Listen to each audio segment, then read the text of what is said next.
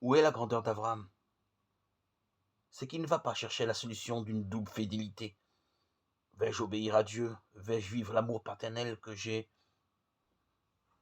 pour cet enfant? Il entrerait dans un conflit insoluble. L'obéissance totale d'Abraham, c'est d'avoir donné son consentement conjointement aux deux exigences de l'alternative, en abandonnant à Dieu seule la solution du conflit. Ce n'est pas lui, Abraham, qui va essayer de peser le pour et le contre. C'est Dieu qui doit le sortir de là, fût-ce au prix d'un miracle. L'obéissance de la foi, c'est cela.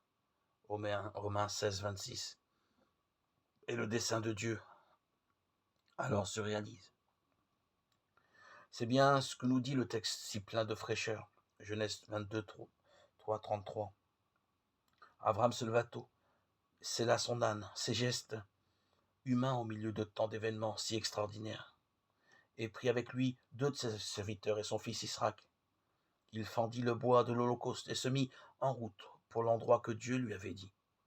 Même là, il ne choisit pas, il obéit. Le lieu que je t'indiquerai. Le troisième jour, Abraham, levant les yeux, vit l'endroit de loin. Abraham dit à ses serviteurs, demeurez ici avec l'âne. Moi et l'enfant, nous irons jusque là-bas.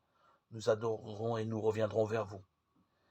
Vient alors cette scène, au-delà de toute littérature, ce vieil homme avec son jeune fils qui marche à côté de lui. Abraham prit le bois de l'Holocauste et le chargea sur son fils Israël.